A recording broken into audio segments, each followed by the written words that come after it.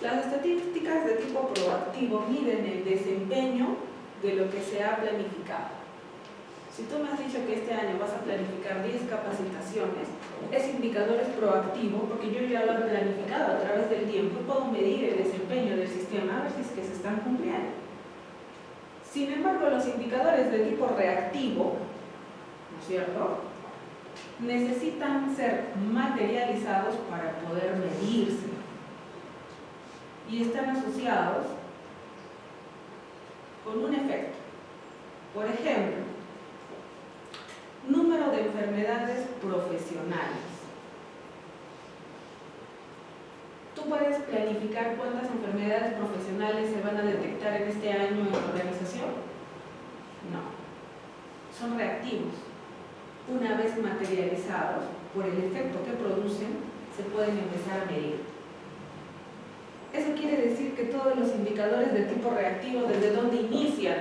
Desde cero, para empezar su cuantificación. ¿Sí? Por ejemplo, los accidentes de trabajo son indicadores reactivos o proactivos. Reactivos, ¿no es cierto? Porque tú no planificas cuántos accidentes van a ocurrir en un año. Inician de cero y dependiendo de la cantidad se van incrementando. Si yo, por ejemplo, indico o digo de que el 65% de mis trabajadores han recibido una inducción específica, ¿a qué tipo de indicador estoy hablando? Proactivos, ¿no es cierto? Porque las inducciones se tienen que planificar o no. Sí. A eso se refiere el cuadrante de la verificación, de determinar cuál es el estado del desempeño del sistema de gestión. Y si, por ejemplo, tú te das cuenta de que este desempeño no está dando los resultados que yo como alta dirección espero, por ejemplo, el año pasado, en el 2018, hasta el mes de julio he tenido 10 accidentes de trabajo y el día de hoy, en este año, tengo 22. ¿He mejorado o he empeorado? Has empeorado. ¿Por qué? ¿Quién te dijo que has empeorado el desempeño? Porque estás haciendo una comparación. Si yo sé cuáles son esos resultados, ¿puedo tomar una decisión? ¿Qué es lo que está ocurriendo? ¿Por qué nos estamos desviando de los objetivos de seguridad que es la prevención? Muy bien, efectivamente, porque estás tomando decisiones relacionadas con el desempeño. Y si observas que te estás yendo por otros lados, ¿qué vas a hacer? Vas a tomar acción correctiva. ¿Listo? ¿Por qué hay tantos accidentes de trabajo en la planta X? Porque lamentablemente tenemos una máquina que no tiene un resguardo y nuestros trabajadores se han amputado uno de los dedos. ¿Qué decisión tomas para actuar y eliminar esa situación? De repente la alta dirección va a destinar recursos para modificar esta máquina, para comprar una nueva máquina. Depende, ¿no es cierto? Entonces, resultado del desempeño, la alta dirección puede tomar acción y destinar los recursos necesarios para que continúe el proceso de mejora continua. ¿Bien? Recuerda, planificar, verificar relacionado con el desempeño y actuar para eliminar las causas y poder destinar los recursos necesarios y que continúe el proceso de mejora continua. ¿Bien? ¿Cuántos tipos de indicadores en la gestión hay?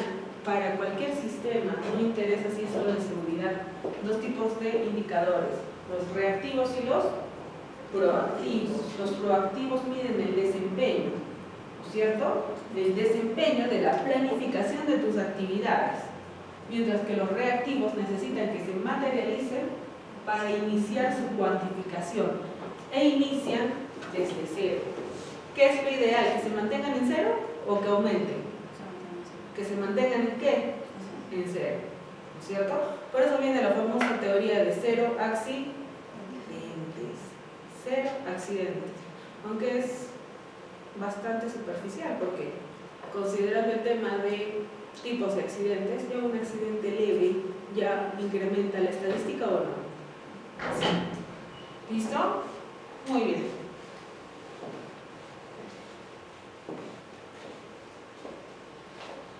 ¿Alguna pregunta? ¿Preguntas? Si yo les digo a ustedes, por ejemplo, ¿en qué cuadrantes del ciclo de mejora continua se establece la acción preventiva?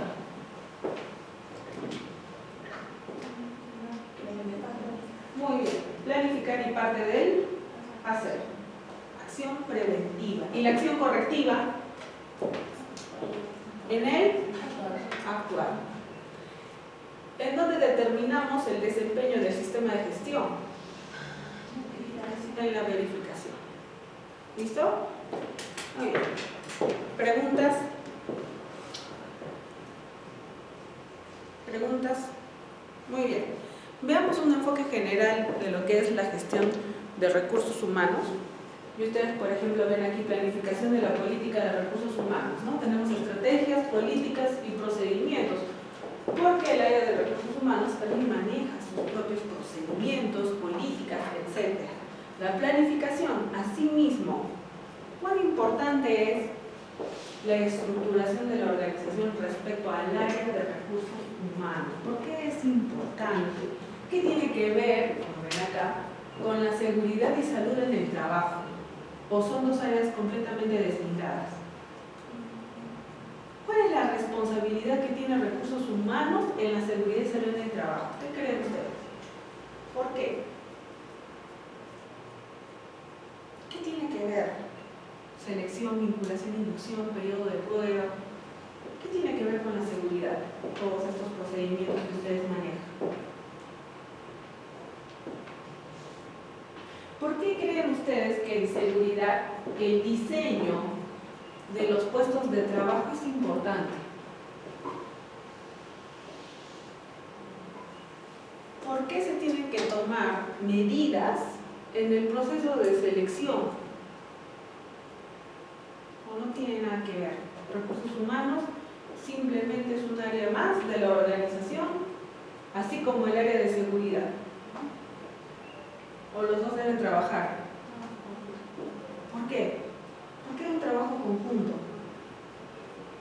Miren, diseño de puestos, administración de puestos, vamos con la gestión del empleo, selección, vinculación, inducción, periodo de prueba, administración de personas, administración de legajos, el control de asistencia, el desplazamiento, procedimientos disciplinarios, la desvinculación, gestión de la compensación, gestión del desarrollo y capacitación, capacitación, progresión en la carrera, gestión del rendimiento con las famosas evaluaciones de desempeño que realiza el área de trabajo, sea 180, 360, el método que ustedes elijan, gestión de las relaciones humanas y sociales, seguridad, bienestar social, cultura y clima organizacional, comunicación interna.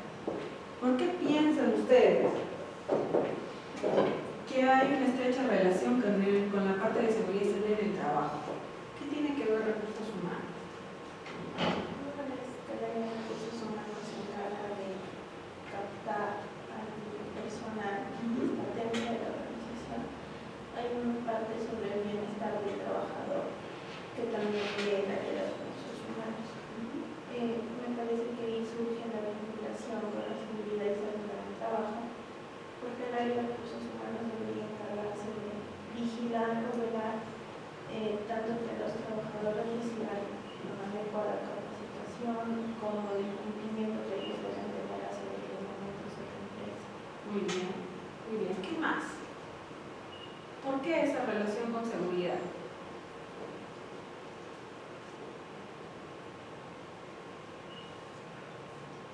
A ver, van a contratar a alguien.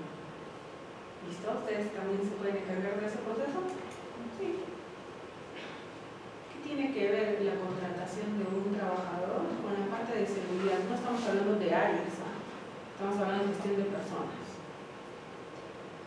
¿Por qué?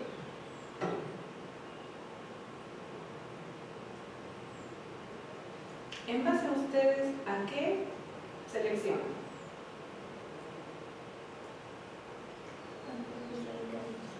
Muy bien. Su compañera nos dice que nosotros seleccionamos a los trabajadores, bueno, todavía no son trabajadores, o sea, seleccionamos en base a un perfil de puesto. ¿Y ese perfil de puesto qué contiene?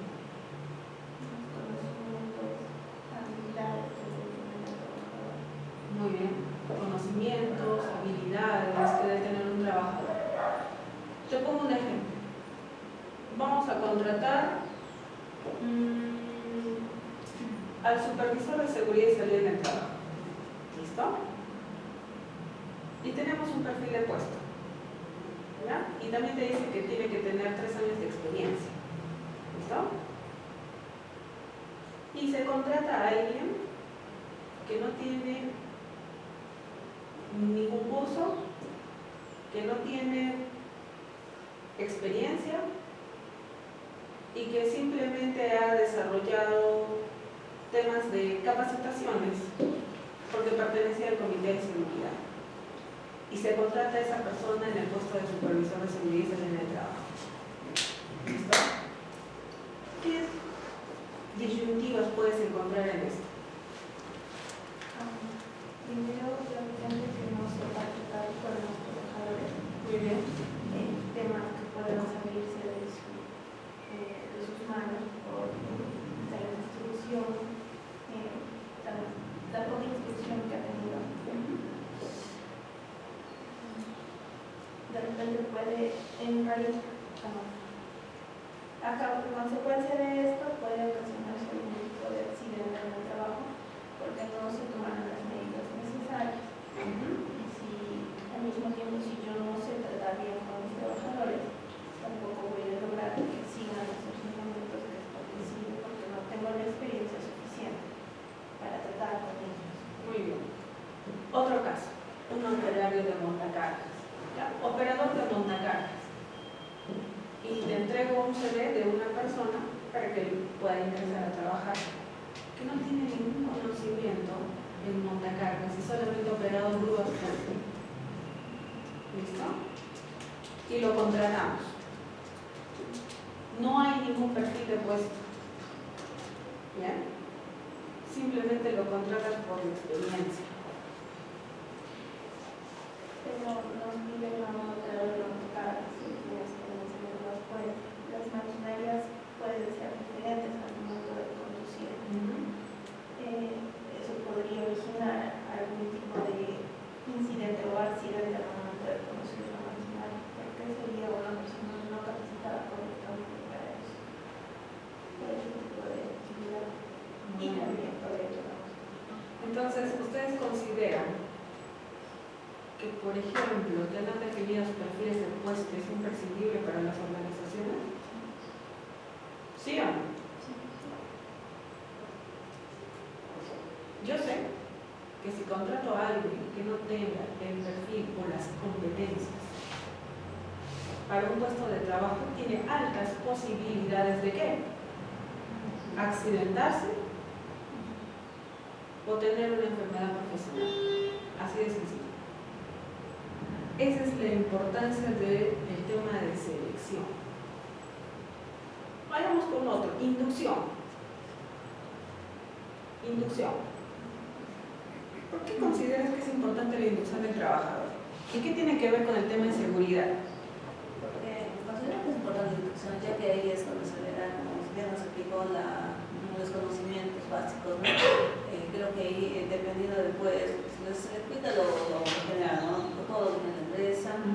Y también es parte de la seguridad, porque también el área de seguridad aprovecha y también los capacita, les da la inducción, que es lo que debe ser, como debe ser, cuáles son sus secretos, por ejemplo, que pasan en esta empresa, ¿no? Todos, desde el practicante hasta el gerente, pues todos tenían inducción, no había ninguna diferenciación. Muy bien, o sea, tú me dices inducción absolutamente para todos. Para todos. Y si no la hay, regularizarla en forma inmediata para que se pueda dar este tipo de Sí, orientación. hasta personalizado, o sea, entonces para evitar una emergencia, accidente cero, ¿no? Entonces, lo único que no podía llegar es a no tener un accidente de año, entonces creo que fue una de las metas que hemos alcanzado, ¿no? Muy bien. ¿Qué más? Inducción. A ver, ¿por qué crees también que la inducción es importante? Bueno, la inducción es importante porque es ahí donde la empresa da los lineamientos básicos para que el trabajador tenga conocimiento, ¿no? Y sobre todo, bueno, una parte de la discusión es que la empresa también corrobore que los trabajadores han sido capacitados.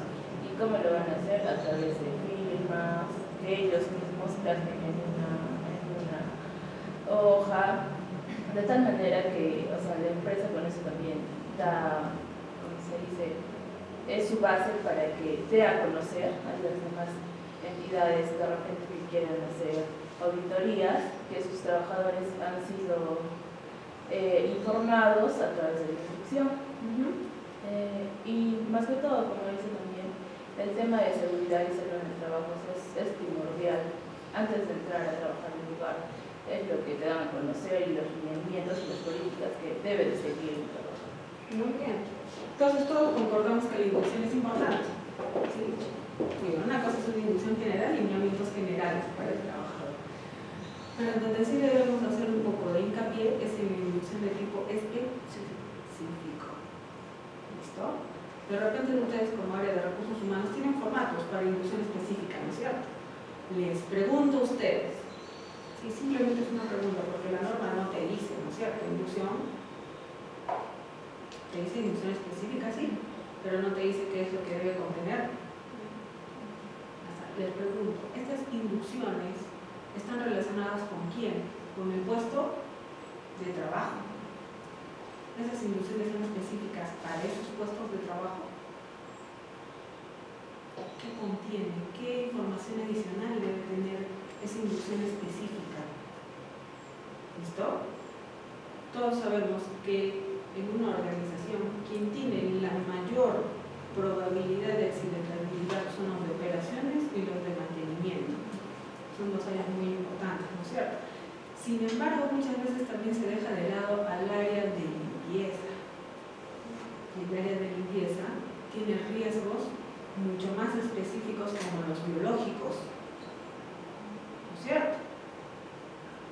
La inducción que se genera, ¿cómo ustedes o cómo el área de recursos humanos puede coordinar con el área de seguridad y con las jefaturas específicas para determinar los puntos necesarios que requieren ser insertados en estos documentos de inducción específica? ¿Cómo lo han hecho ustedes? Ustedes de repente tienen sus propias metodologías, sus propios procedimientos, ¿no es cierto? Pero eso también es importante. ¿Cómo ustedes dejan evidencia de que efectivamente todos sus trabajadores han recibido una inducción general y específica? ¿Tienen evidencias? ¿Registros? ¿Sí? ¿Sí, no es cierto? Muy bien, eso es importante. Evidencias, registros. Control de asistencia. ¿Qué tiene que ver con la seguridad del control de asistencia? ¿Se acuerdan de lo que decía la definición de accidente de trabajo?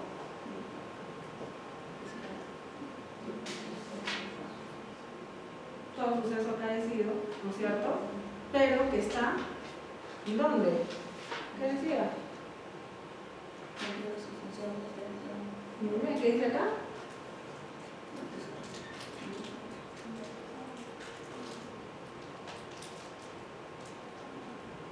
Y de nada. Es también existe trabajo que se produce durante la ejecución de órdenes del empleador o durante una labor bajo su autoridad, aún fuera del lugar y horas de trabajo. ¿Puedo mandar de aquí a otro lugar de trabajo a un trabajador? Sí. ¿Cómo nos aseguramos de que el trabajador está asistiendo al otro lugar de trabajo? ¿Cómo hacen ese control de asistencia? ¿Cómo hacen?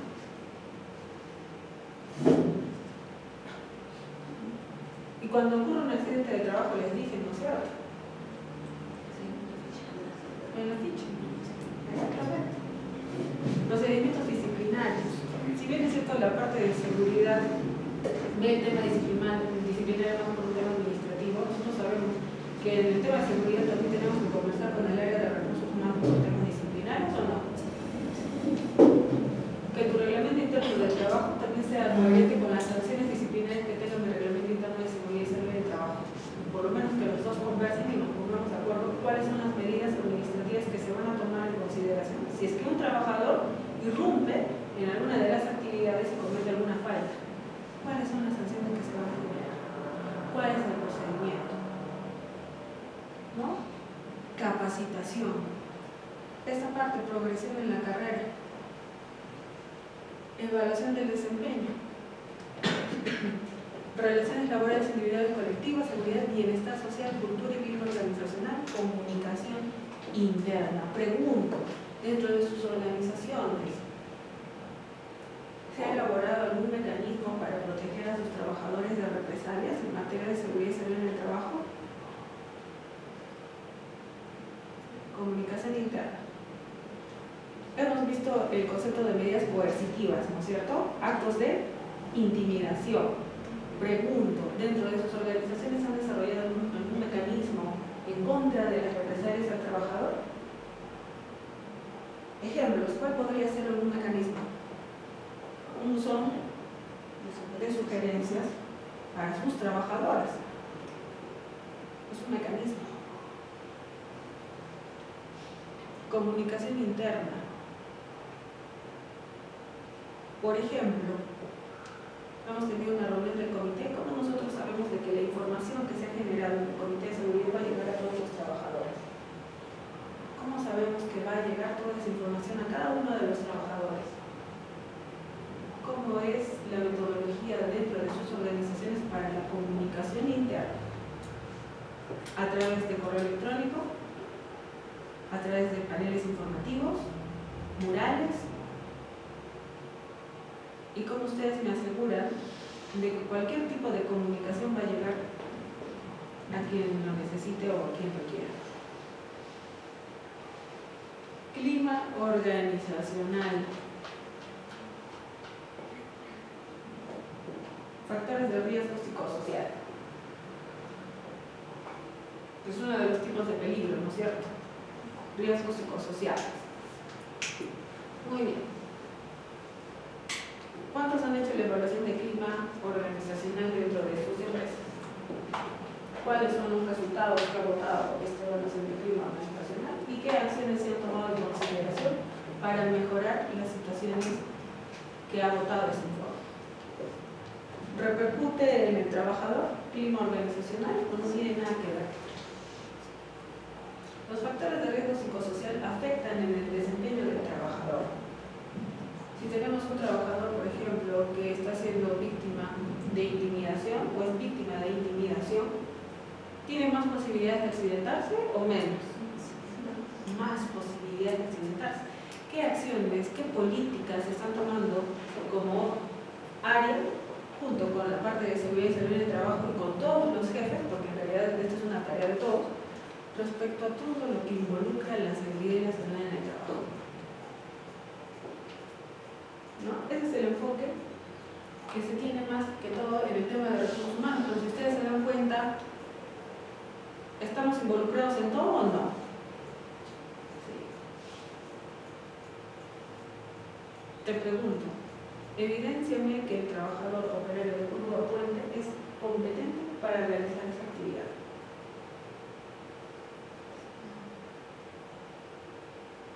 Demuéstrame que es competente. ¿Qué me muestras? Su legajo, su CV, o sea, ¿y qué pasaría si determinas que en el perfil hay una competencia que el trabajador no la tiene y hasta la fecha no han hecho absolutamente nada para que lo pueda adquirir? ¿Qué hacemos? ¿Cómo afecta esas brechas en los perfiles? Muy bien, algunos datos. Según datos de las Naciones Unidas, se producen unos 250 millones de accidentes anuales. 250 millones, de los cuales 330.000, ¿cómo son? Fatales. Y entre las enfermedades ocupacionales se encuentran unos 160 millones de casos, por lo que podemos decir que existe una amenaza al bienestar físico y mental de los trabajadores. Ahora vayamos con las estadísticas disponibles para América Latina. ¿Qué dice? ¿Cuántos ocurren? 5 millones de accidentes cada año. 17.5 accidentes diarios. O sea, en una hora y unos cuantos minutos alguien está teniendo un accidente, ¿no es cierto? 38 accidentes por minuto y fallecen 300 trabajadores diariamente por accidentes de trabajo. ¿Por qué esas cifras son altas? Si ya tenemos una ley de seguridad, no solamente aquí en Perú, porque la 29783 sale en el 2011, ¿sí? Y todos los demás países también empiezan a generar sus leyes de seguridad y salud del trabajo, todos empiezan a alinear. No solamente porque Perú lo haya sacado, pero ¿por qué creen ustedes que todavía seguimos manteniendo estas estadísticas? ¿Qué es lo que no funciona? La cultura de seguridad. ¿Que tiene que ver con quién? Con el comportamiento.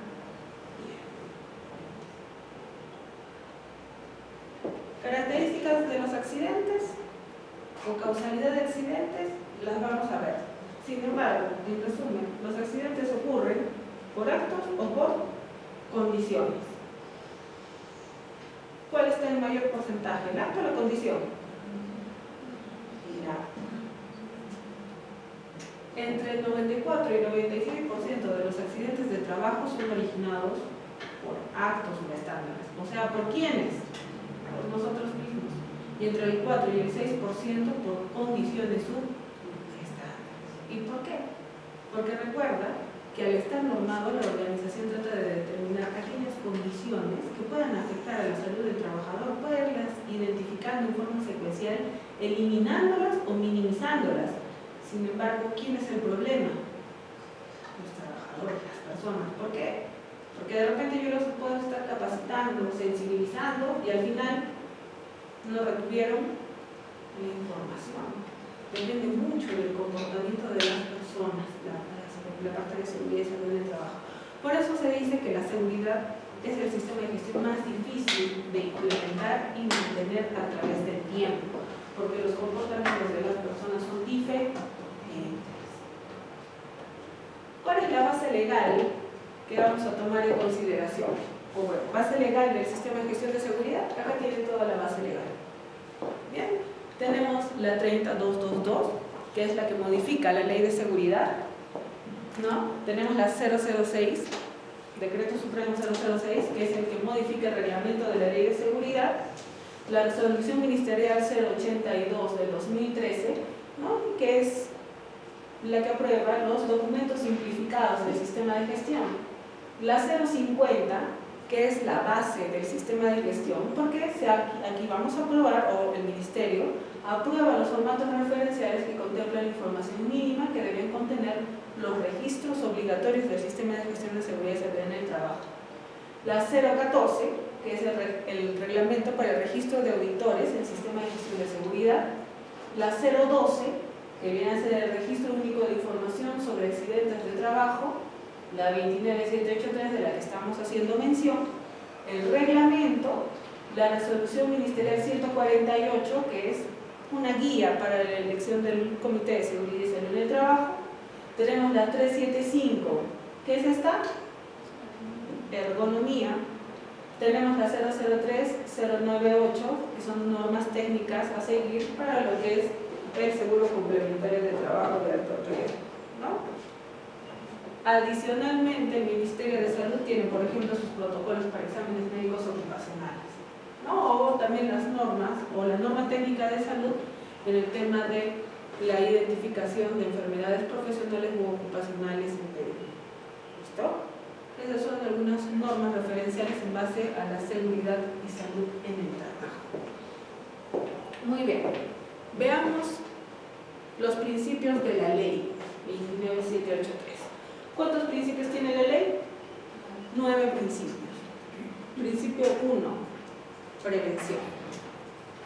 El empleador está obligado a destinar medidas de prevención tanto para accidentes como enfermedades. ¿Responsabilidad de quién es el sistema de gestión de seguridad y salud en el trabajo? ¿De quién es la responsabilidad? De la alta dirección o del empleador. Principio de cooperación. ¿Quiénes entran en esta cooperación? Los trabajadores y sus organizaciones sindicales. ¿Sí? Cooperación. Aparte también de los organismos del Estado. Información y capacitación. ¿A qué se refiere? Brindar todos los lineamientos necesarios que el trabajador necesita saber en temas de seguridad y estar capacitado para afrontar y para determinar cómo va a hacer para minimizar esos riesgos. Gestión integral, como hemos venido hablando. El sistema de gestión de seguridad es parte del sistema de gestión de la organización. ¿Sí? ¿Puede ser compatible con ellos? Por supuesto que sí. El sistema de gestión es compatible con los sistemas de gestión de la organización. Atención integral de la salud. ¿Qué significa? No funcionaron tus medidas, se materializó un accidente o una enfermedad, pues efectivamente el trabajador que lo padece debe recibir ¿qué? Atención. ¿Sí? Atención. ¿Quién corre con los gastos? ¿El trabajador o la organización? La organización, muy bien. Consulta y participación. Dos conceptos muy interesantes en la parte de gestión. ¿Qué es consultar y qué es participar? Consultar significa buscar una opinión. Y participar significa hacer activo. ¿Cierto? ¿Para qué? Para que yo también pueda tomar una decisión en base a esa actuación. Eso es participación. ¿Quiénes van a participar en el sistema de gestión? Los trabajadores y sus organizaciones sindicales. Consulta y participación. Principio de primacía de la realidad. Sencillo. ¿Tienes procedimientos? Sí, tengo procedimientos. Muy bien. ¿Se están haciendo de acuerdo a lo que tú has planificado? Efectivamente sí.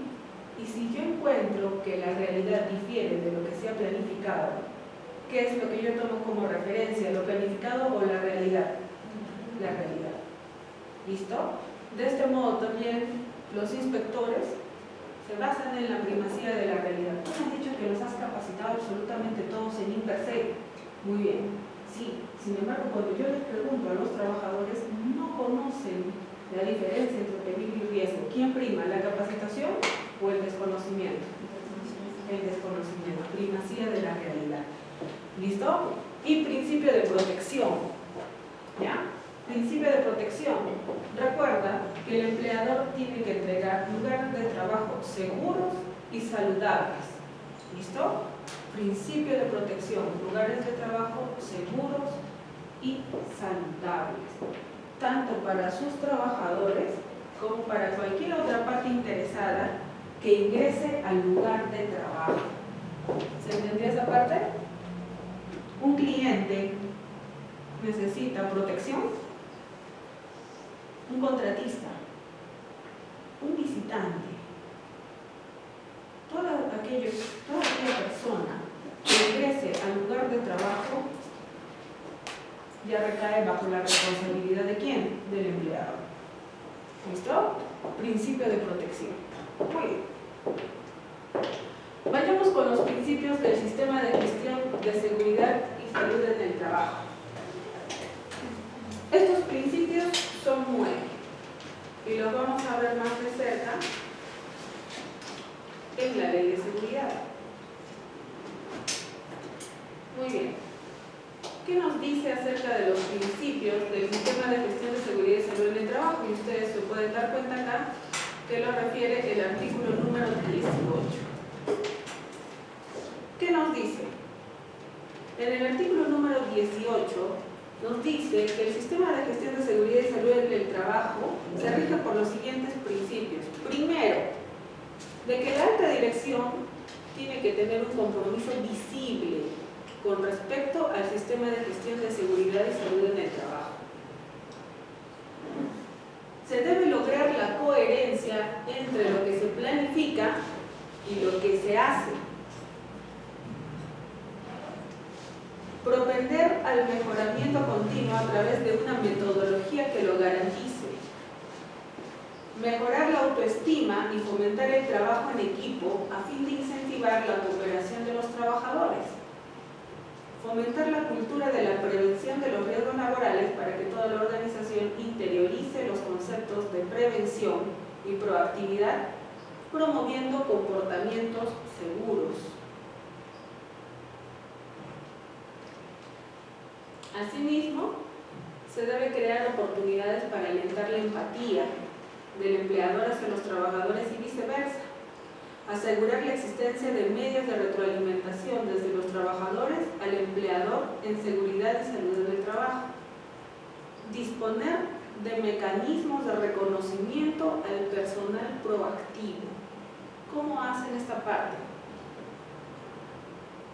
¿Cómo ustedes saben y reconocen que tienen personal proactivo en materia de seguridad y salud en el trabajo? Es un requisito legal. Y ahí te está diciendo, ¿no?, que debes disponer de mecanismos de reconocimiento. ¿Cómo lo han establecido dentro de sus organizaciones? ¿Qué es lo que hacen? ¿Cómo incentivan a que hayan comportamientos seguros? Ustedes han visto que de repente en algunas organizaciones hacen la Semana de la Seguridad. ¿Han visto? Que es a fines de abril. Y en la Semana de la Seguridad realizan algunas promociones, como por ejemplo elaborar afiches, crear juegos, ¿no?, para ver quiénes son los más proactivos en el tema de seguridad. Y eso es un tipo de mecanismo con lo que, por ejemplo, las mineras ejecutan para cumplir este requisito de tipo legal. ¿Disponen de algún mecanismo? Sí, tenemos la Semana de la Seguridad. Ahí reconocemos a las personas que, por ejemplo, ¿no?, nos indican si han habido accidentes e incidentes para promover ese comportamiento seguro. Y evaluar los principales riesgos que puedan ocasionar los mayores perjuicios a la salud y seguridad de los trabajadores, al empleador y otros. Y por último, fomentar y respetar la participación de las organizaciones sindicales o, en defecto de estas, a los representantes de los trabajadores en las decisiones sobre la seguridad y salud en el trabajo. Muy bien. Esos son los 9 principios del sistema de gestión de seguridad relacionados con el artículo número 18. Compromiso visible, coherencia, mejora continua, autoestima, cultura de prevención, empatía, retroalimentación, reconocimiento, evaluación de riesgos y participación. Muy bien. Dentro del sistema de gestión es muy importante determinar la línea base. ¿Qué significa esto? Que para la implementación de un sistema de gestión, y eso también abarca la parte de recursos humanos, por supuesto que sí, para poder determinar el estado en el cual se encuentra nuestro sistema, todas las organizaciones deben realizar el estudio de línea base. Este estudio de línea base me permite determinar a mí en qué posición estoy en este momento. Recuerda que dentro de una organización siempre existe un sistema de gestión. No es que no lo haya. Bien, pueden haber lineamientos que no estén asociados con regulaciones, por supuesto que sí, pero sin embargo estamos haciendo algo por la seguridad. Muy bien, no te preocupes. En el artículo número 37 de la ley, ¿qué nos dice? Para establecer el sistema de gestión de seguridad se realiza una evaluación de línea base o un diagnóstico de línea base. Los resultados son comparados con lo establecido en esta ley y otros dispositivos legales pertinentes y sirven de base para planificar, aplicar el sistema y como referencia para medir su mejora continua. La evaluación es accesible a todos los trabajadores y a sus organizaciones sindicales. Nosotros estamos en una organización y ustedes desean implementar un sistema de gestión de seguridad y salud en el trabajo. La persona que elabora el diagnóstico de línea base tiene que ser una persona competente que conozca los lineamientos de seguridad y salud en el trabajo. ¿Eso qué quiere decir? Que esta línea base es una herramienta para medir la situación actual del sistema de gestión de seguridad. voy con la señorita que de repente es la gerenta general y empiezo a hacerle preguntas relacionadas en materia de seguridad. ¿Tienen conformado un comité de seguridad? ¿Tienen dispositivos para los cilindros? ¿Se han realizado capacitaciones? ¿Tienen un supervisor de seguridad? Con todos los jefes de área y con los responsables que conocen de estos temas. Y empezamos a medir cuál es el nivel en el cual se encuentra el sistema de gestión de seguridad y salud en el trabajo. Caterina, ¿tenemos algún lineamiento, alguna herramienta que nos pueda ayudar para determinar el punto inicial de nuestro sistema? Efectivamente, sí lo tenemos. ¿Listo? En el artículo 77, este artículo 77 es del reglamento de seguridad del 005, nos dice que el formato referencial que vamos a utilizar se encuentra en el anexo número 3 de la resolución ministerial 050 del 2003. ¿Pero qué nos dice el reglamento? Efectivamente, la evaluación inicial de riesgos debe realizarse en cada puesto de trabajo. ¿Por qué? Porque recuerda que todos los trabajadores reconocen y saben qué actividades son las que están haciendo porque saben cuál es su puesto de trabajo. Entonces yo necesito levantar toda esa información referente con cada uno de los trabajadores porque conocen a fondo cuáles son las actividades que realizan. ¿Ven? Ahí dice, debe ser realizado por personal competente en consulta con los trabajadores y sus representantes ante el comité. Esta evaluación debe considerar las condiciones de trabajo existentes o previstas, así como la posibilidad de que el trabajador que lo ocupe por sus características personales o estado de salud conocido sea especialmente sensible a alguna de dichas condiciones. Adicionalmente, en el reglamento, en el artículo 78, ¿qué nos dice? Que el resultado de la evaluación inicial o línea base, ¿cómo debe estar? ¿Cómo debe estar? ¿Fiscalización o no? La ley te dice que debe estar documentada. ¿Qué hace la SUNAFIL? ¿Qué te va a pedir? Muy bien, estás cumpliendo con el artículo 77. Demuéstrame que has hecho la evaluación inicial de riesgos por puesto de trabajo. Muy bien.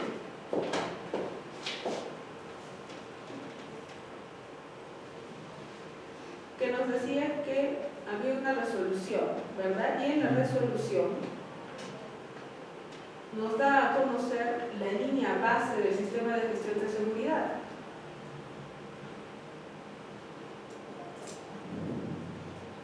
Muy bien. Acá está. Este es el anexo número 3 de la guía básica sobre el sistema de gestión de seguridad y salud en el trabajo. Y como ustedes se podrán cuenta, se han dado cuenta quién está tomando en consideración. OSCE. ¿Listo? ¿Son normas internacionales o no? Sí. Muy bien. Y ustedes tienen la lista de verificación o la línea base para determinar el cumplimiento del sistema de gestión. Ahí tienen, por ejemplo, lineamientos. 1, compromiso o involucramiento, y está relacionado con los principios del sistema.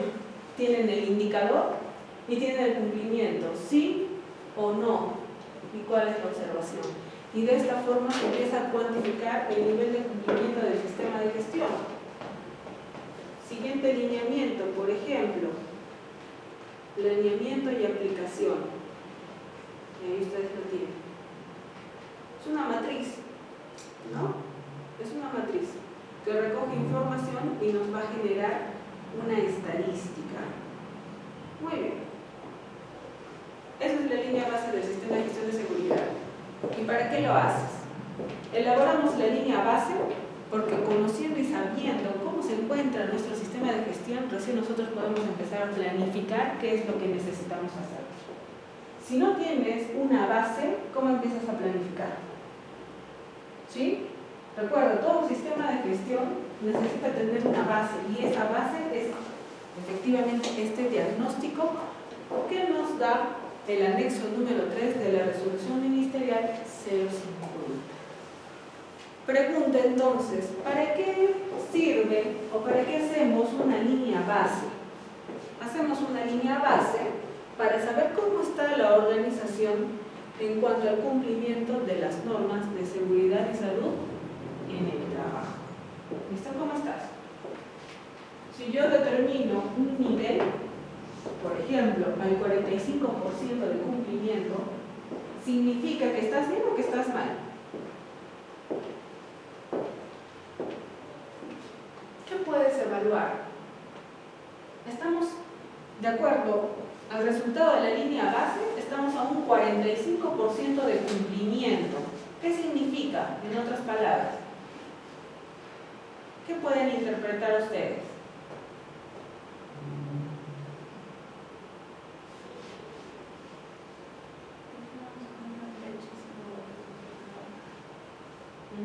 Tienes una referencia, ¿no es cierto? O sea, estás por debajo de la mitad que te pide la norma. ¿Hay mucho por trabajar o poco por trabajar? Hay mucho por trabajar.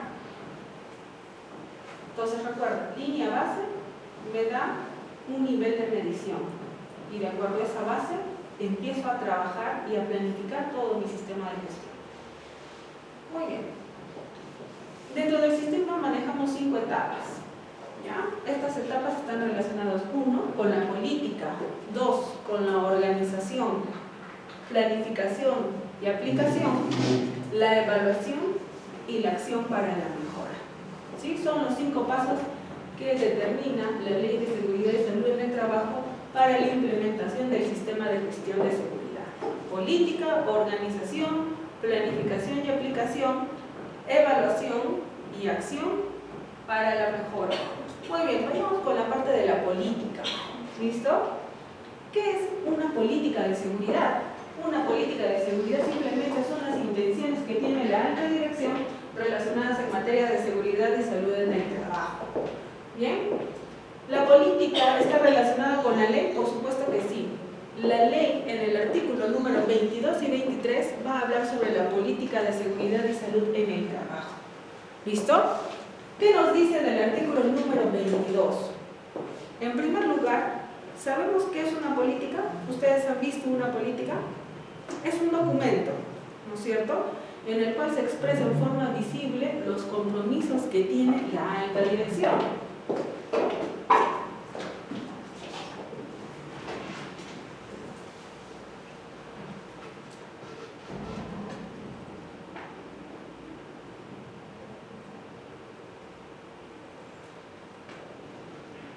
Muy bien, veamos esta política de seguridad. ¿Han visto ustedes las políticas, no es cierto? Es un documento que consta de 3 partes muy importantes. La primera nos dice cuál es el objeto social de la organización, a qué se dedica la empresa. La segunda contiene todos los compromisos en materia de seguridad y salud en el trabajo. Y la última que nos dice, ¿quién debe de estar acá? La firma o el endoso de quién? Del empleado o la máxima autoridad dentro de la organización. Este documento, como política de seguridad y salud en el trabajo, tiene que guardar ciertas coherencias con los que nos pide la ley. Si tú elaboras una política como alta dirección, esa política debe ser coherente y ser específica a la naturaleza de tus propios riesgos. ¿Sí? ¿Los riesgos de un hospital son los mismos que de una minera? Son completamente diferentes, a eso se refiere. Tu política debe estar asociada a la actividad y a la naturaleza de los riesgos o al tamaño de tu organización. Debe ser redactada con claridad para que cualquier persona que la lea pueda entenderla y comprenderla, ¿no? Tiene que estar fechada y hacerse efectiva mediante la firma o endoso del empleado o del representante de mayor cargo por responsabilidad dentro de la organización. Ser difundida y fácilmente accesible a todas las personas en el lugar de trabajo. Ser actualizada periódicamente y ponerse a disposición de las partes interesadas externas según corresponda. Eso es lo que nos pide en política en materia de seguridad. Un documento que esté elaborado por la alta dirección, en donde se colocan compromisos deben estar firmadas y fechadas. ¿Termina ahí con el tema de política? No. Te dice que esa política tiene que estar a disposición de las partes interesadas externas. ¿Cuál podría ser una parte interesada externa? ¿Un cliente? ¿Un visitante? ¿Un contratista? Muy bien. Dentro de sus organizaciones, ¿cómo se encuentra a disposición sus políticas de seguridad? De repente alguno de ustedes me dice que lo tenemos colgado en la página web, ¿no? Y aquella persona o grupo de personas que tengan un interés sobre mi organización, consulta la página web y tiene a disposición nuestra política. Excelente, no hay ningún problema. Acá dice que debe ser difundida. Eso quiere decir que todos los trabajadores de la organización tienen que conocer ¿qué? La política. Recuerda el principio de primacía de la realidad. Lo que se planifica versus lo que existe, ¿no es cierto? ¿Cómo haces evidenciable en materia de seguridad? Porque esto también lo va a fiscalizar la SUNAFIL. ¿Cómo evidencias de que tu política ha sido difundida? ¿Qué me presentarías?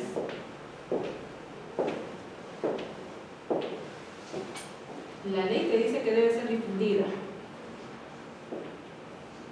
¿Qué le muestras a la SUNAFIL?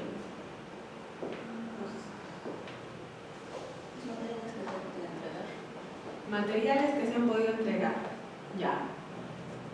Pero dice que debe ser difundida a todas las personas en el lugar de trabajo. ¿De qué? ¿Recepción de qué? Del trabajo, así como colocarlo en algún lugar visible. Muy bien. Efectivamente, ¿no es cierto? Puede ser un control de asistencia, ¿sí? Con la firma de los trabajadores que han recibido. Una cosa es que reciban capacitación y otra cosa es que se los entreguen en forma física, ¿no es cierto? Basta. Te pregunto, ¿qué deben contemplar? ¿La recepción física? ¿O la capacitación? ¿O la recepción física y la capacitación?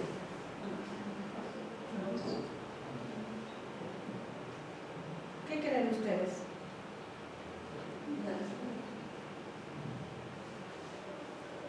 ¿Qué creen? Ahí está. Recuerda, principio primacía de la realidad. ¿Conoces la política de seguridad de tu empresa? Pero te la han entregado. Sí. No sabe. Principio de primacía de la realidad. El trabajador desconoce. ¿Qué metodologías utilizan ustedes dentro de sus organizaciones para que los conocimientos impartidos en un momento perduren a través del tiempo? Porque me pueden capacitar en la política hoy día, pero mañana se me puede olvidar. ¿Qué metodologías utilizan ustedes para que ese conocimiento perdure? Sauer, por ejemplo, utiliza una metodología muy interesante. Su política está asociada con la palabra cobre. ¿Vale? Mi política es cobre. Y yo les preguntaba, ¿qué dice tu política? Pero ellos no solamente tienen una política de seguridad, tienen una política de sí. Estamos hablando de calidad y medio ambiente. ¿Qué dice tu política? Ahí en la norma no me dice que se la aprendan de memoria, ¿no es cierto? ¿Qué me decían ellos? Sí, no se preocupe, yo me acuerdo qué significa mi política.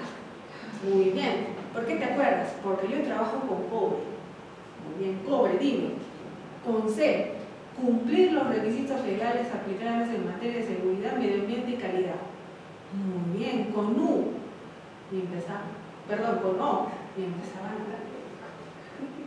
Pregunto, ¿qué metodologías ustedes utilizan para hacer del conocimiento permanente a través del tiempo?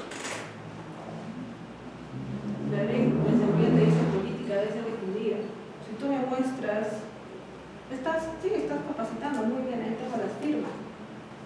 Pero a mí lo que me interesa es el conocimiento.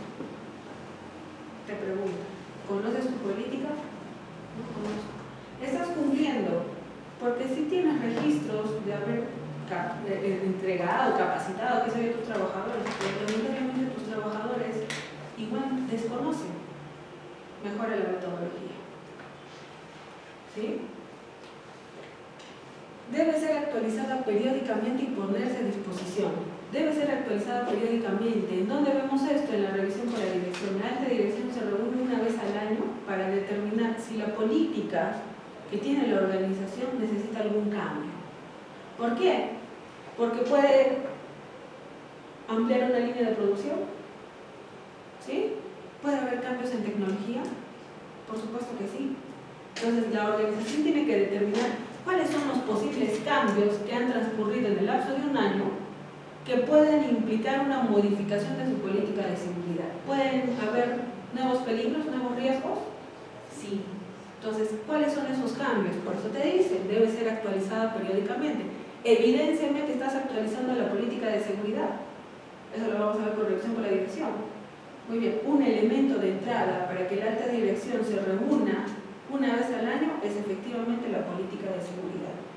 SUNAFIL, demuéstrame de que tu política sigue estando actualizada. Acá tengo un papelito que dice que la política sigue siendo pertinente para la organización. Vale decirle, nos hemos reunido el mes pasado y hemos determinado que no hay cambios. ¿Vale decir eso? No. En materia de seguridad, absolutamente todo tiene que ser registrado. Absolutamente no. ¿Y qué compromisos nos pide la política de seguridad? Pues el artículo número 23 de la ley nos dice cuáles son esos compromisos. Uno de ellos es la protección de la seguridad y salud de todos los miembros de la organización mediante la prevención de lesiones, dolencias, enfermedades e incidentes relacionados con el trabajo. Ese debe ser un compromiso visible. Prevención. Segundo compromiso visible, de que yo como organización voy a cumplir cualquier requisito en materia de seguridad y salud en el trabajo, así sea un requisito adoptado de forma voluntaria, como por ejemplo OSAS 18.001 o 45.001. ¿Son requisitos voluntarios o no? Sí. Si tú me has dicho que vas a cumplirlos, pues también van a ser en materia de fiscalización. La garantía de que todos los trabajadores y sus representantes son consultados y participan dentro del sistema de gestión. Evidénciame, es un compromiso de tu política, pero demuéstrame que ese compromiso se está materializando. Por ejemplo, ¿en dónde? Tenemos las actas del Comité de Seguridad y Salud en el Trabajo. Ahí nuestros trabajadores participan y son consultados absolutamente de todas las medidas de protección. Muy bien. La mejora continua, ¿de qué dice acá? ¿Y qué desempeño? Resultados medibles, estadísticas, indicadores del sistema de gestión. ¿Cómo tú sabes que has mejorado respecto al año anterior? Comparando estadísticas. Solamente te das cuenta que has mejorado porque estás observando el desempeño del sistema de gestión o lo estás midiendo. ¿Listo? Y por último, recuerda que el sistema de gestión de seguridad tiene que ser compatible con cualquier otro sistema de la organización. ¿Listo? Salud. Muy bien. Entonces, para cerrar este punto, ¿qué es una política? Son intenciones de quién? De la alta dirección. Muy bien. ¿Con respecto a qué? A la seguridad y salud en el trabajo. Son las intenciones, son lineamientos generales de lo que yo como alta dirección me voy a comprometer en materia de seguridad y salud en el trabajo. Sin embargo, de los objetivos, de la política se desprenden los famosos objetivos de seguridad y salud en el trabajo. Estos objetivos de seguridad son los fines o los resultados a los cuales nosotros queremos alcanzar, ¿no es cierto? ¿Cuál puede ser un objetivo de seguridad y salud en el trabajo? A ver, un objetivo, un fin. Por ejemplo,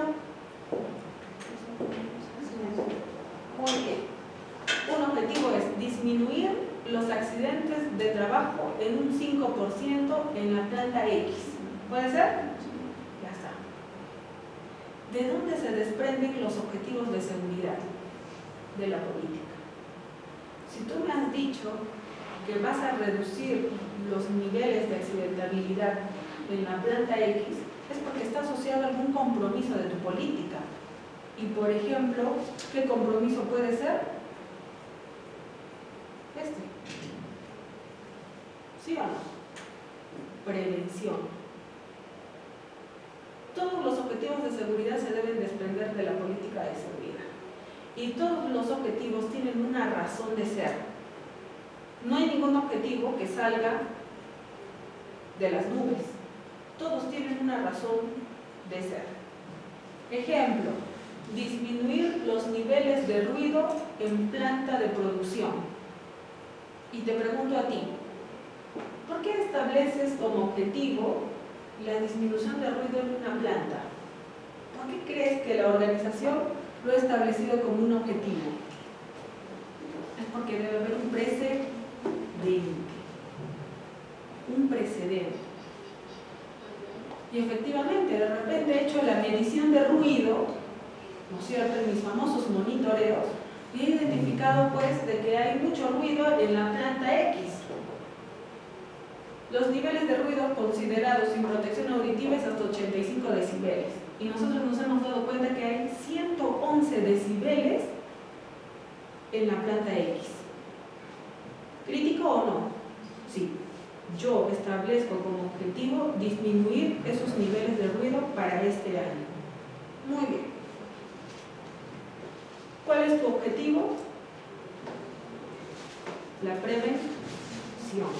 ¿Cierto? ¿Qué nos dice entonces la Ley de Seguridad en el tema de objetivos? En el artículo número 39 nos dice que los objetivos de la planificación del sistema de gestión se centran en el logro de resultados específicos. ¿Quieres reducir los niveles de ruido de la planta X? Sí. ¿Es un resultado específico o no? Por supuesto que sí. Deben ser, ¿qué? Realistas y posibles de aplicar por la empresa. ¿Bien? Y de repente tú te colocas como meta menor o igual a 92 decibeles. ¿Es tu meta? Esa meta tiene que ser realista, y para que tú hayas establecido una meta dentro del sistema de gestión significa que ya has hecho una evaluación de por medio y reconoces qué mecanismos necesitas manejar o llevar a cabo para poder alcanzar esa meta. Si tú planteas un número al azar, eso no tiene nada de realista. Por eso la norma te dice, tus objetivos deben ser específicos, deben ser realistas y posibles de aplicar por la empresa. ¿Listo?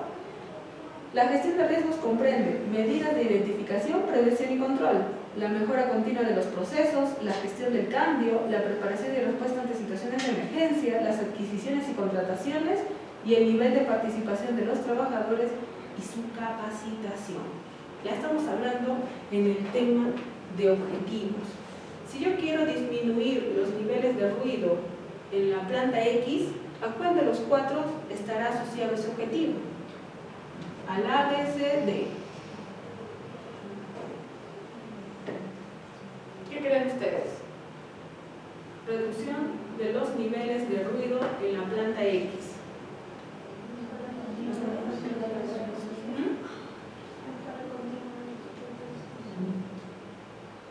¿Sí? ¿Y también como una medida de identificación, prevención y control? Sí. Ese es el fundamento de los objetivos. A esta gestión de riesgos tienen que estar alineados. Uno es por mejora continua de los procesos, pero también está relacionado con el tema de identificación, prevención y control. Te pregunto, si en tu monitoreo te ha salido 111 decibeles, ¿los controles de tipo auditivo que manejan en planta son los adecuados? Y de repente te das cuenta que ni siquiera les has dado tapones auditivos a tus trabajadores. ¿No?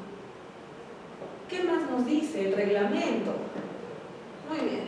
En el reglamento nos dice las disposiciones en materia de planificación deben incluir una definición precisa, el establecimiento de prioridades y la cuantificación de los objetivos de la organización. ¿Eso qué quiere decir?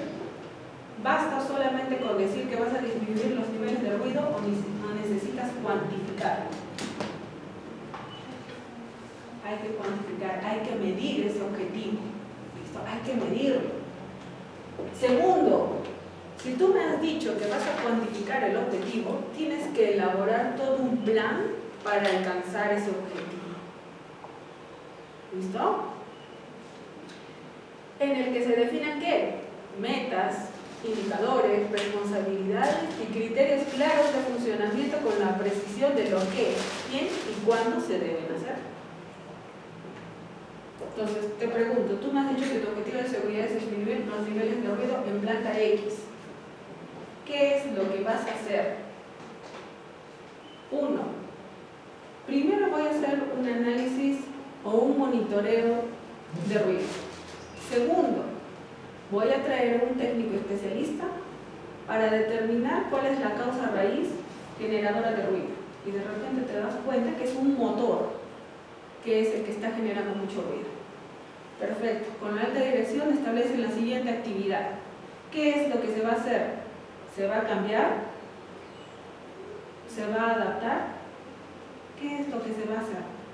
Y de repente toman la decisión de encapsular el motor. Muy bien. Para encapsular el motor, ¿qué necesitas? ¿Contratar externos? ¿Comprar material?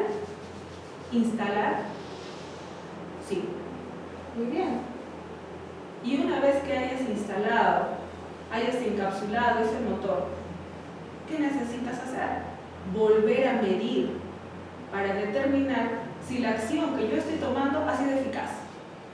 Excelente. Eso quiere decir que una vez finalizadas todas esas actividades, yo he tenido al inicio un resultado de un monitoreo, siendo 111 decibeles. Al final, ¿tienes que volver a medir? Sí. Para comparar resultados. Tú me has dicho que tu meta era menor o igual a 92 decibeles y te das cuenta que con el encapsulamiento has logrado a menos de 90 decibeles. ¿Lograste el objetivo de seguridad? Sí. Ahí está, te está diciendo ¿qué es lo que vas a hacer? Un conjunto de actividades. ¿Podrías cuantificar esas actividades? Si tú me has dicho que vas a contratar, encapsular, comprar, puedes darle un peso a cada una de esas actividades y cuantificarle en un 100% más rápido, ¿no es cierto? Y dependiendo de cómo vaya avanzando cada una de esas actividades, se va cuantificando, ¿no es cierto?, la actividad realizada. Te dice quién también tiene que estar asociado, es decir, se tiene que definir responsables para alcanzar el objetivo. ¿Puede ser el jefe de producción? ¿Puede ser el jefe de seguridad? Sí. ¿Y cuándo? Eso quiere decir que todos los objetivos de seguridad tienen un plazo para ser alcanzados. ¿Listo? C. La selección de criterios de medición para confirmar que se han alcanzado los objetivos señalados. ¿Mi criterio es el monitoreo de ruido? Sí. Porque realizando ese monitoreo de ruido, pues efectivamente puedo determinar si se ha alcanzado o no la meta que yo he especificado al inicio. Y por último, recuerda, los objetivos necesitan de recursos. ¿Sí? Si tú me has dicho que vas a encapsular un motor, ¿necesitas dinero? Recursos económico-financieros, operacionales, tecnológicos, ¿sí? Entonces te pregunto, ¿la alta dirección, si establece un objetivo de seguridad, necesita tener un presupuesto para ese objetivo de seguridad? Sí. ¿Ese presupuesto es auditable? ¿Ustedes qué creen? ¿Los presupuestos de seguridad asignados a los objetivos de seguridad son auditables? Sí. ¿La SUNAFIL te va a pedir el presupuesto de tu objetivo de seguridad? ¿Listo? Muy bien. Por eso te dice que los objetivos deben ser específicos, políticos deben ser compatibles con las leyes, deben estar focalizados en la mejora continua de la protección de los trabajadores y sobre todo, ¿qué dice acá? ¿Cómo deben estar? Y comunicados a todos los cargos y niveles de la organización. Asimismo, deben ser evaluados y actualizados periódicamente. Puede ocurrir de que nuestro objetivo de seguridad sea ejecutable en 6 meses y nos damos cuenta que en el 5.º mes se va a extender 3 meses más. ¿Podría ocurrir? ¿Sí? ¿Qué te dice la ley? ¿Qué debes hacer? Actualízalo. Al inicio de tu planificación, tú me has dicho que te vas a demorar 6 meses. ¿Sí o no? Pero no te preocupes. Si en el transcurso, en cómo manejas los objetivos de seguridad, te das cuenta de que hay modificaciones o cambios, pues efectivamente actualízalos. No hay ningún problema. ¿En dónde recibes una sanción?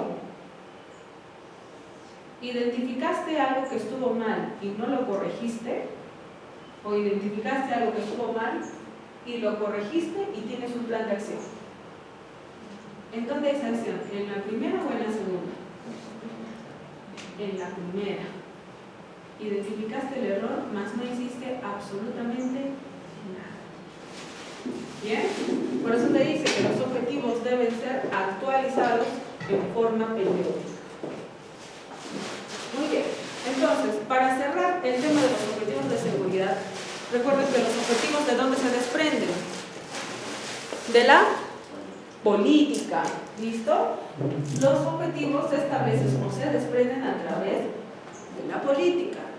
¿Listo? ¿Debe haber toda una planificación para alcanzar estos objetivos? Sí. Pregunto, ¿los objetivos de seguridad deben estar documentados? Sí. ¿Los objetivos de seguridad deben ser actualizados cuando se requieran? Muy bien. ¿Los objetivos de seguridad deben ser medidos? Sí. Deben ser medibles, ¿no es cierto? ¿Qué debe considerar la planificación?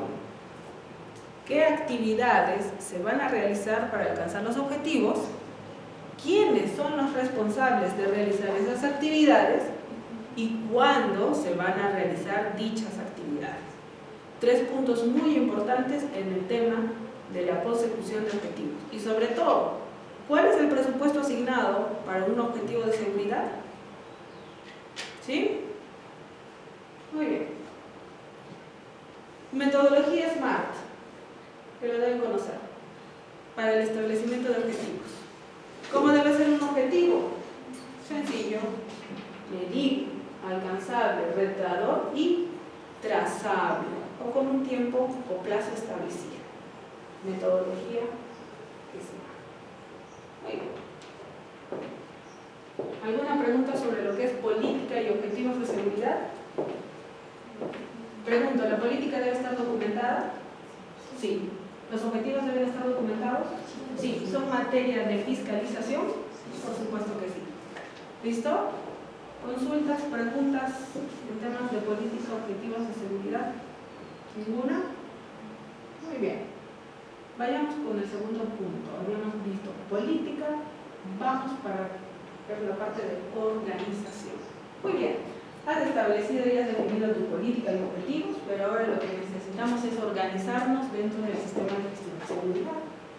Por lo tanto, en la ley, en el artículo número 26, nos dice que la responsabilidad del sistema de gestión, ¿de quién es?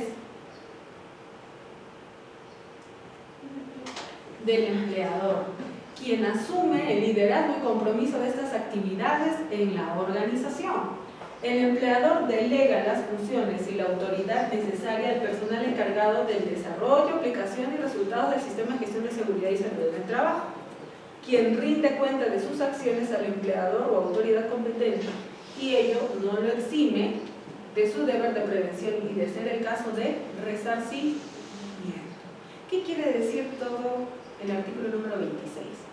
Significa que yo, como alta dirección, no soy especialista en temas de seguridad y salud en el trabajo. Sin embargo, es mi responsabilidad el tema de prevención, en primer lugar. Segundo lugar, yo, como alta dirección, puedo tener áreas destinadas al apoyo en materia de prevención. Por ejemplo, seguridad, recursos humanos. ¿Listo? Ustedes tienen establecidas sus funciones y responsabilidades y ustedes van a ayudar a que el sistema funcione. Sin embargo, si es que el área de recursos humanos o si el área de seguridad y salud en el trabajo o el área de producción se equivoca y se materializa un accidente o una enfermedad profesional u ocupacional, ¿quién asume toda la responsabilidad? El empleador. ¿Listo? ¿Qué más quiere decir? A sabiendas y con conocimiento, porque para eso se contrata a personas competentes dentro de la organización. Si tú te has dado cuenta que algo ha estado mal y no has informado a la alta dirección respecto a esa medida de prevención, tú formas parte de ese resarcimiento. ¿Listo? Otro caso, tú te has dado cuenta que hay medidas de control que no son las adecuadas dentro de tu organización y se lo has comunicado a la alta dirección. Sin embargo, la alta dirección ha hecho caso omiso de esta medida informativa que tú has presentado. Se materializa el accidente y efectivamente se ha materializado a causa de lo que tú has comentado. ¿Quién es responsable en materia de seguridad? Solo el empleador. ¿Listo? Por eso es importante dejar registro de absolutamente todas las comunicaciones dentro de lo que es el sistema de gestión de seguridad y salud en el trabajo. Bien. ¿Hay pena privativa de libertad por temas de seguridad y salud? Sí. Entonces hay que tener mucho cuidado en esto. Adicionalmente nos dice, ¿no? Porque hay una modificatoria aquí en lo que es la 30222, que añade un párrafo interesante, ¿no? Sin perjuicio del liderazgo y responsabilidad que la ley asigna, los empleadores pueden suscribir contratos de locación de servicios con terceros, regulados por el Código Civil para la gestión, implementación, monitoreo y cumplimiento de las disposiciones legales y reglamentarias sobre seguridad y salud en el trabajo de conformidad con la Ley 29.24.5 y el Decreto Legislativo 10.38. ¿A qué se refiere este tema? Suscribir contratos de locación de servicios con terceros. ¿A quién se está refiriendo? Muy bien, a los contratistas, ¿no es cierto? Hay una modalidad en que nosotros también podemos determinar si ellos cumplen o no las disposiciones de seguridad. Sí. Esos contratos tienen que contener esas recomendaciones de seguridad con un tercero. ¿Listo? ¿Qué es lo que tú estás solicitando para que ellos puedan trabajar contigo? ¿Cuáles son esos requisitos adicionales? Está diciendo ahí, empezando la opción. Sin perjuicio de liderazgo y responsabilidad. ¿No? Los empleadores pueden suscribir contratos con terceros. ¿Para qué? Para la gestión, implementación, monitoreo y cumplimiento de las disposiciones legales y reglamentarias. ¿Qué quiere decir? Yo cumplo con la norma de seguridad. Si yo te contrato a ti, tú tienes que cumplir también con la normativa de seguridad. ¿Cuáles son esas disposiciones? Determínalo tú. De repente lo colocas en un contrato o recomendaciones adicionales para empresas contratistas. Muy bien. Dentro de la parte de organización también entra lo que es el comité de seguridad. Para empresas que tienen menos de 20 trabajadores, ¿qué se nombra? Un supervisor. Para aquellos que tengan menos de 20. Y ese supervisor de seguridad, ¿quién lo elige? A ver. Para empresas que tienen menos de 20 trabajadores, se asigna un supervisor de seguridad. ¿Quién elige al supervisor de seguridad? Los trabajadores. No se contrata a un supervisor de seguridad. Eso quiere decir que la SUNAFIL, si es que tu organización tiene menos de 20 trabajadores, te va a decir supervisor de seguridad.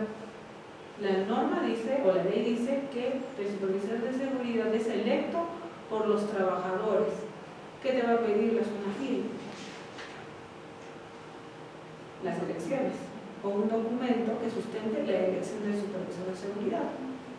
Pregunto, dentro de sus organizaciones, de repente algunos tienen supervisor o comité. ¿El supervisor ha sido elegido en forma democrática o simplemente ha sido alguien que se contrató para suplir el puesto de supervisor de seguridad? Muy bien, eso es lo que dice la ley. ¿Cómo cumplimos? Ustedes lo definen. ¿Qué es el comité de seguridad? ¿Y cuándo se conforma el comité de seguridad? ¿A partir de cuántos trabajadores? A partir de 20 trabajadores en adelante se conforma el famoso comité de seguridad y salud en el trabajo. ¿Qué es el comité? El comité es un órgano bipartito y paritario. ¿Qué significa bipartito? Dos partes y paritario, la misma cantidad. Muy bien. Características del comité: paritario y bipartito, ¿no es cierto? Constituido por representantes del empleador y de los trabajadores, con las facultades y obligaciones previstas por la legislación y la práctica nacional destinada a la consulta regular y periódica de las actuaciones del empleador en materia de prevención de riesgos. Simplemente, entonces, el comité es un conjunto de personas cuyas características son bipartitas y paritarias. Es decir, que tiene la cantidad de representantes o la misma cantidad de representantes del trabajador como de representantes del empleador. ¿Ya? Listo. Según la ley de seguridad, tenemos el artículo número 29 y el artículo 31 que respalda el tema del comité de seguridad y salud en el trabajo. Te pregunto, ¿el comité de seguridad tiene poder dentro de la organización? ¿Sí o no? ¿Por qué tiene poder? Uno, porque tienen una norma legal que los respalda. ¿Sí? Y dos, porque si dentro de nuestra organización existen sindicatos, se incorpora del sindicato mayoritario a una persona en modalidad de observador. ¿Bien? Todos los acuerdos que se regulen dentro de una reunión de comité, ¿la alta dirección o la organización está obligada a cumplirlos o no? Pregunto.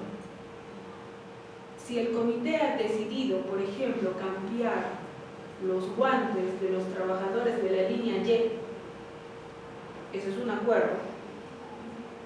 Pregunto, ¿esos acuerdos se tienen que cumplir o no?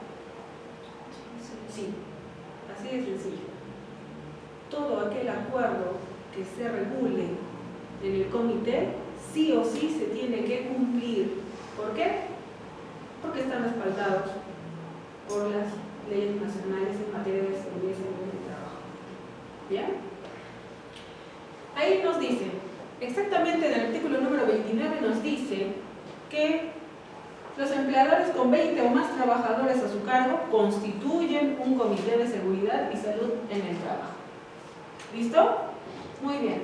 Cuyas funciones están definidas en el reglamento de seguridad, en la 005 del 2012. Acá dice, miren, los empleadores que cuenten con sindicatos mayoritarios incorporan un miembro del respectivo sindicato en calidad de observador. La diferencia es de que efectivamente cuando elegimos a los representantes de los trabajadores y del empleador, ellos sí pueden tener voz y voto.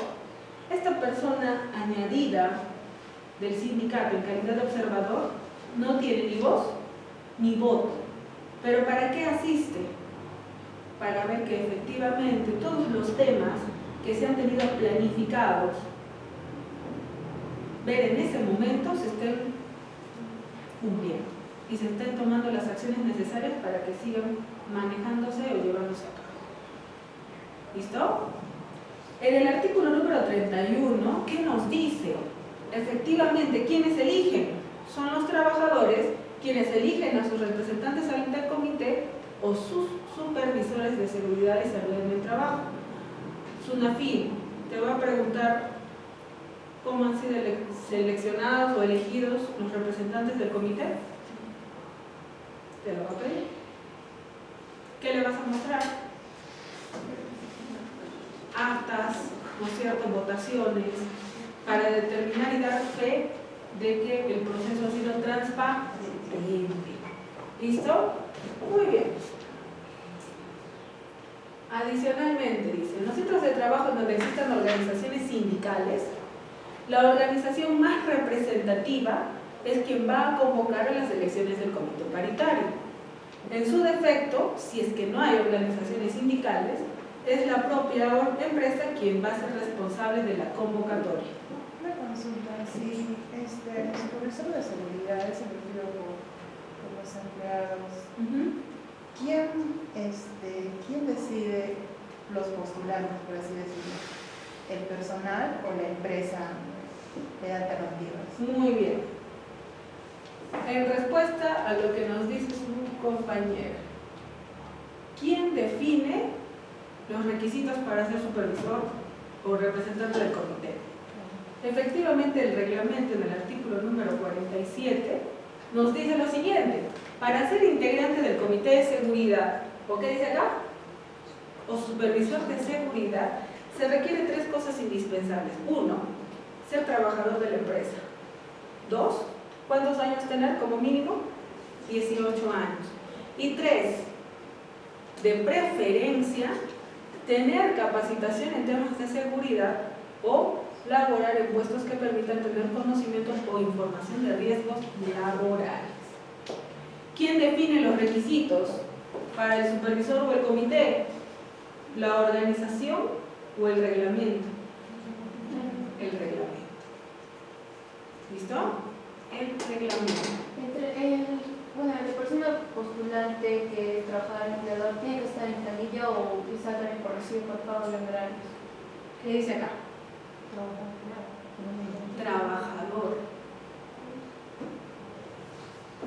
Pero hay trabajadores que trabajan por recibo de pago de honorario y otros por planilla. Igual sí. No son iguales. No es lo mismo porque los beneficios o los derechos son diferentes. Si tú trabajas en recibo por honorarios, eres prácticamente un tercero. No eres un trabajador directo de la organización. ¿Ya? Entonces, a eso se refiere. ¿Listo? En otras palabras, ¿en dónde tienes que estar? En la planilla. ¿Ya? En la planilla. Muy bien. ¿Listo? Eso es lo que nos dice en cuanto al tema del comité. ¿Qué nos dice el reglamento respecto al comité? Dice, tiene por objetivos promover la salud y seguridad en el trabajo, asesorar y vigilar el cumplimiento de lo dispuesto en el RIST y la normativa nacional, favoreciendo el bienestar laboral y apoyando el desarrollo del empleador. ¿Bien? Muy bien. ¿Cuáles son las funciones del comité respecto al reglamento? Y se van a dar cuenta que tiene ¿cuántas funciones? ¿Cuántas? 18.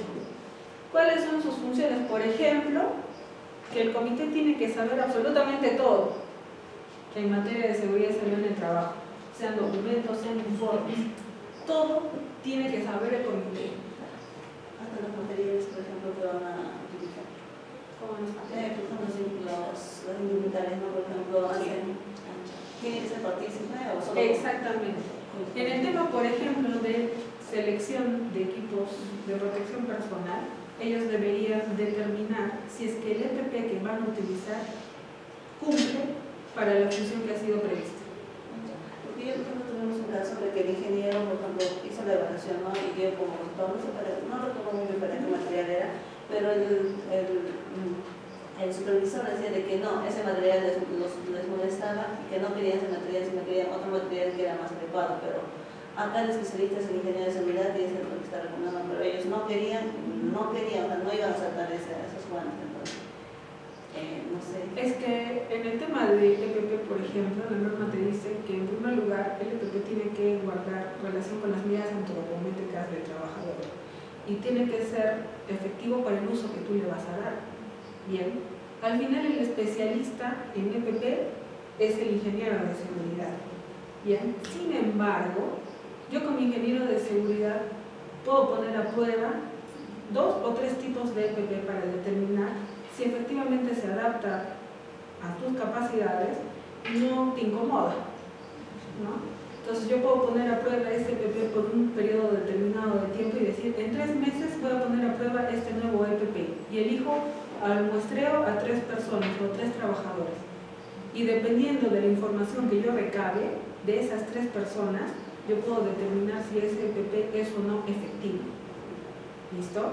Entonces, cuando se tiene que, por ejemplo, no llevar por el lado de que, porque muchas veces también nos ha pasado de que eligen el EPP más por un tema de color, más por un tema de movimiento, ¿no? Que por un tema de protección, cuando efectivamente el ingeniero de seguridad tenga todo el sustento técnico para decidir y definir de que efectivamente el EPP que se les está poniendo a prueba es el mejor.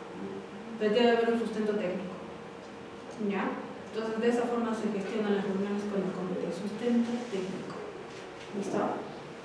Muy bien, y al final recuerda que en el tema del comité no debería ser por un tema de decisión unánime, debe ser por consenso. Si en caso hubiese algún tipo de controversia en algún acuerdo del comité, obviamente, y están a la par, quien tiene el voto es el presidente, ¿no? Ya, el presidente. Entonces, ahí se ve más el tema también de recursos de la organización.